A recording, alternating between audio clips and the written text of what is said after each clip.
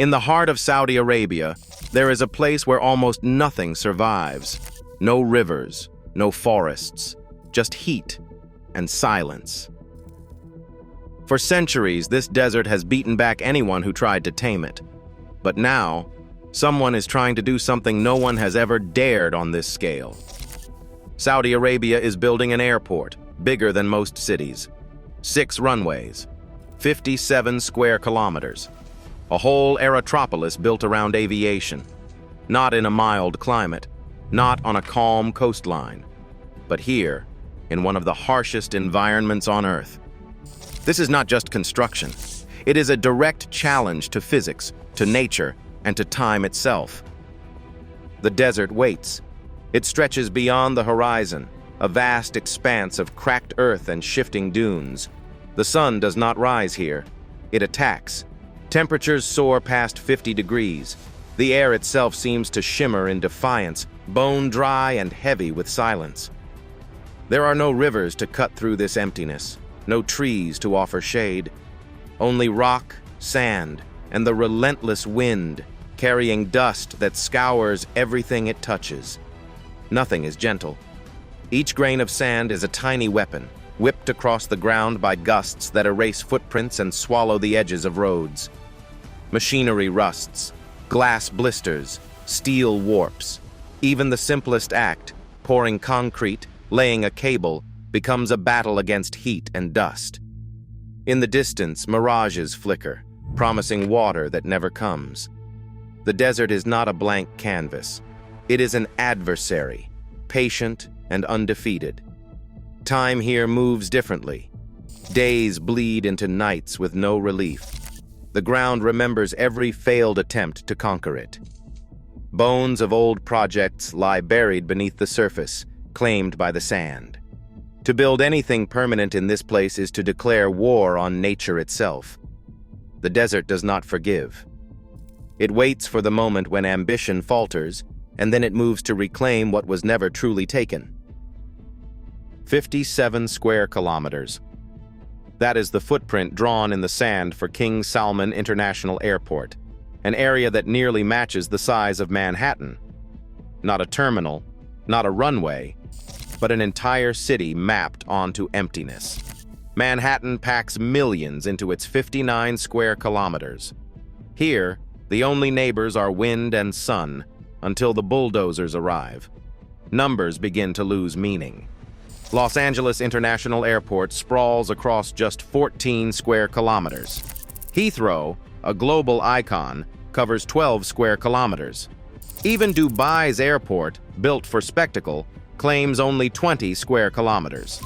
KSYA is not just bigger, it is in another category altogether. 6 runways, parallel lines stretching across the horizon, dwarfing the scale of anything before. But this is not just an airport.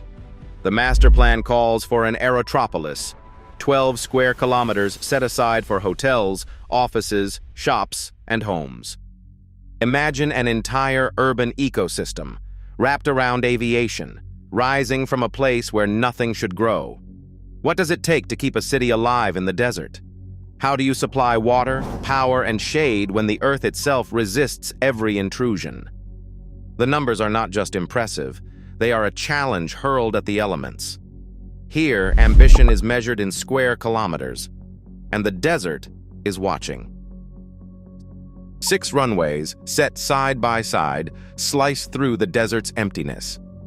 Each one stretches 4,200 meters, long enough to swallow a city block whole. The plan calls for parallel lines, perfectly aligned to the winds that scour Riyadh, so planes can land and take off even as sand whips across the tarmac. This is not an airport with a single choked runway or a pair of intersecting strips. This is a machine built for movement, designed for 85 flights an hour, up from 65, with no waiting and no circling in the sky. Every meter poured and leveled is a wager against the elements, a race against time and heat. Contractors FCC Construction and Al Mabani drive the pace. Their crews work in shifts, machines crawling across the sand day and night. The third runway rises first, the others mapped and measured, each demanding a mountain of material and a choreography of logistics. The numbers are staggering. 6 runways, each more than 4 kilometers long. The goal is unbroken flow, relentless capacity, an airport that never sleeps. The desert pushes back with every gust, but the project pushes harder, determined to draw order from chaos line by line. Heat presses down on the concrete like a giant hand. Surface temperatures reach 50 degrees by noon, enough to warp steel, enough to turn fresh pavement brittle before it cures. Somewhere in a temporary office, engineers stare at numbers that do not add up. There is no playbook for pouring runways at this scale, in this kind of heat. No published mix, no open data, only guesses and proprietary formulas locked behind contracts. Each shift brings new questions. How much chilled water to add? How fast before the batch turns to stone? The clock ticks. The sun waits for no one. Every slab poured is a gamble. Too much moisture, and the surface cracks by dusk. Too little, and the dust seeps in, undermining the base. Night pours offer brief relief, but the thermal stress remains. Sensors buried in the concrete watch for microfractures, silent alarms in a language only machines can read. The master plan promises LEED Platinum, a green badge against a brown horizon. The paradox is clear. Cooling these halls will take more energy than some cities use in a year. The desert is not impressed by certificates. It only respects resilience, and every day, the margin for error shrinks. 12 square kilometers set aside not for runways, but for life. On this expanse, the master plan sketches an urban ecosystem. Offices, hotels, shops, homes, all wrapped tight around aviation's core. This is the Aerotropolis dream, drawn by Foster Plus partners and signed into reality through memoranda with private developers. The promise is a city within an airport, a place where meetings, meals, and memories unfold in the shadow of departing jets. But who will come? Can a city thrive when its heart is a runway and its lifeblood is the churn of arrivals and departures? The so-called Wadi Loop, an imagined green spine, shaded and lush, winds through the plan, offering a vision of respite from the sun. Yet outside, the heat never relents. Investors sign agreements, architects render plazas and parks, but the desert presses in at every edge.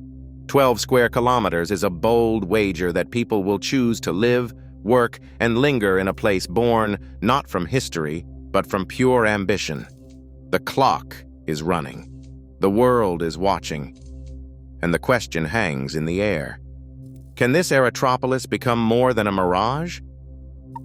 The calendar does not care about sandstorms or heat waves. It demands progress. In Riyadh, the clock is set by Vision 2030, not by the shifting dunes. King Salman International Airport must open its first new terminal by 2026. A runway, 4,200 meters of engineered defiance, must be ready by 2027. By 2030, the entire hub is expected to move 100 million passengers and 2 million tons of cargo each year. Every day lost is a day closer to economic peril. The Public Investment Fund, Saudi Arabia's financial engine, pours billions into the desert, expecting returns not just in concrete and glass, but in jobs, trade, and global stature.